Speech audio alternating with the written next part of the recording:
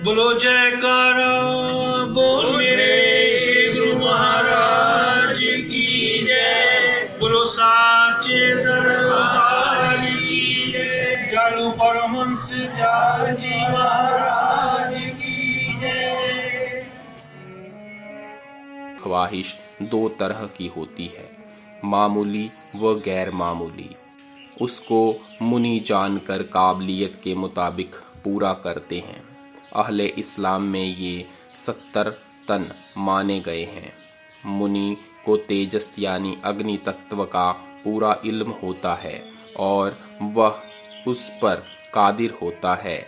जमादात यानी बेजान वस्तुएं, नबातात यानी उद्भज, हैवानात यानी जानवर और इंसान के रूप यानी खूबसूरती व बदसूरती का, कसाफत यानी स्थूल रूपता का, लताफत व अशिया में रोशनी व हरारत यानी ऊष्मा और जानदारों में कुव्वत बासीर और आग के रहने वाले जानवर इन्हीं के ज़ेरे अहतमाम व निगरानी पैदा होते हैं।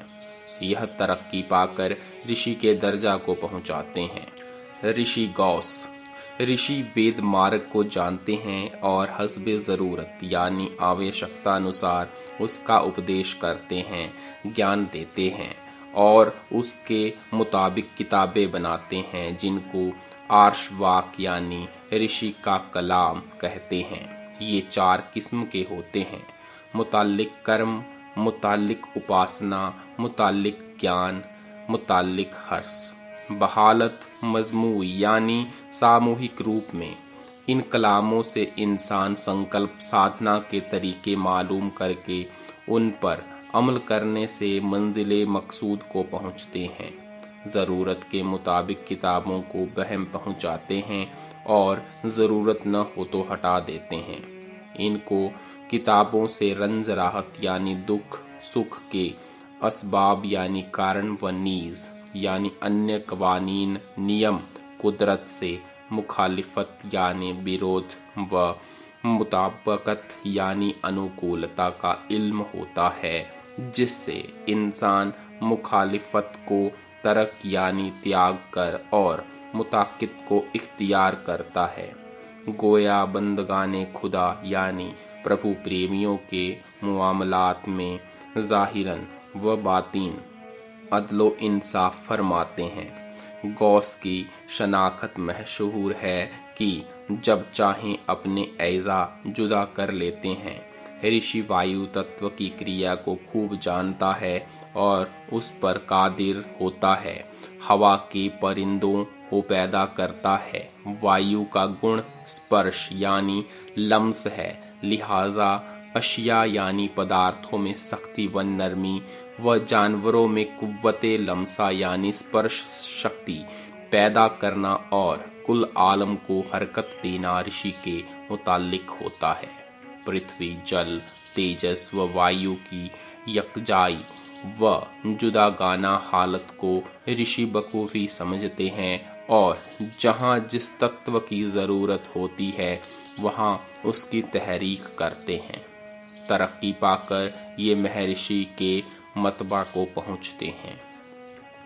महर्षि खिज़्र, आकाश के 3 अक़साम यानी रूप हैं: चिदाकाश, महाआकाश और बुद्ध्याकाश।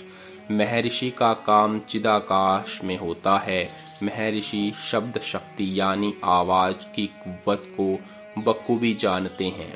परमाणु और रूप में शब्द का कायम करना, नतको सम व की कुव्वत और खुश लुगुई यानी मधुर वाणी और खुश बयानी यानी मधुर प्रवचन पैदा करना, इल्मे मौसीकी यानी राग रागिनी का इल्म, फसाहत व बलागत, मर्द व औरतों की आवाज़ का इख्तिलाफ, सब इनके ज़ेरे एहतिमाम होता है। चूँकि शब्द में शक्ति होती है, इसलिए उसके ज्ञान और उनकी खास तरबीब से मंत्र बताना, मंत्रों के जरिए तत्व और तत्व के ज़र्रों का इत्सालो इंसिफाल यानी घटन विघटन करके हर एक चीज को हस्बे ख्वाहिश मंत्र से पैदा करना, जमाना के मौजू यानी अनुकूल मंत्र बनाने, ये सब इनके अधीन होते हैं। ये तरक्की पाकर महात्मा के मर्तबे को पहुँचते हैं। महात्मा कलंदर, महात्मा का काम महाकाश में होता है। इंसानों के ज़ाहिरी व बातीनी यानी बाहरी व आंतरिक अफ़आल यानी कर्म के नताइज यानी परिणाम और उनके भोग की मियाद कवानीने कुदरत यानी प्राकृतिक नियमों के मुताबिक महात्मा कायम करते हैं। महात्मा संचित कर्म में एक हिस्सा जन्म आइंदा के वास्ते करते हैं, वह प्रारब्ध कहलाता है। उसके मुताबिक इंसान को ऐसे मुल्क व कौम व खानदान और ऐसे वालिदैन के घर वक्ते मुनासिब पर जन्म देते हैं जहां उसके अफजल गुज़श्त यानी पिछले कर्मों के मुताबिक उसकी जिस्मानी व दिमागी व रूहानी कवा के ज़हूर का पूरा मौका मिले और अहले सलूक को उनकी काबिलियत के मुताबिक बजरिया जिस्म लतीफ़ यानी सूक्ष्म देह मदद देते हैं। कौमों कर्म के लिहाज से मुल्क और कौम की हालत कायम करते हैं। महात्मा तजरीदो या अफरीद यानी ब्रह्मचार्य में यकता व बेपरवाह होते हैं और तमाम आलम का हाल उन पर मिसल आईना यानी दर्पण की भांति रोशन होता है। जज व सलूक दोनों बात इनमें होती है। ये तरक्की पाकर ब्राह्मण हो जाते हैं। ब्राह्मण कुतुब, ब्राह्मण का काम बुद्ध्याकाश में होता है। सद्बुद्धि यानी फहमे रास्त इनके अधीन होती है और कर्म के मुताबिक दी जाती है। इस सद्बुद्धि के जरिए इंसान अपनी रूहानी ज़रूरतों को समझता है और सत्संग व विचार के जरिए तरक्की रूहानी हासिल करता है। इसकी तरक्की से कारण शरीर तरक्की पाता है। जिस कद्र कारण शरीर तरक्की करता है उसी कद्र इंसान के अजसाम का सिफोत लतीफ़ यानी स्थूल व सूक्ष्म देह बेहतर हो जाते हैं। कारण शरीर महाकल्प के आखिर तक रहता है। इसकी तरक्की से इंसान ब्राह्मण की तवज्जा के काबिल होता है और उनकी तवज्जा से मंजिले मकसूद यानी लक्ष्य प्राप्ति को पहुंचाता है। वे अधिकारियों को कारण शरीर के जरिए उपदेश करते हैं। योगी से लेकर महात्मा तक सब कार्रवाई की निगरानी ब्राह्मण करते हैं। पंच तत्व और ब्रह्मांड का पूरा ज्ञान हासिल होता है। कोई राजे कुदरत इनसे मख्फी यानी गुफ्त नहीं रहता। अहले इस्लाम में इसके दो दर्जे माने गए हैं, कुतुब इरशाद व कुतुब मदार। कुतुब इरशाद से मखलूक को हर जगह का नफ़ा ज़ाहिर व बातिन बेसहाब पहुँचाता है।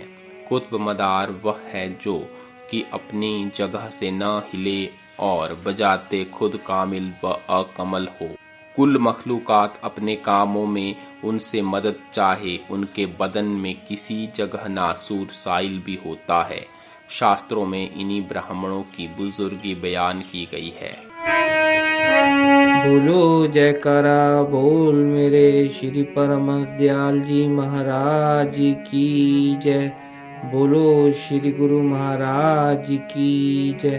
बोलो सांचे दरबार की जय।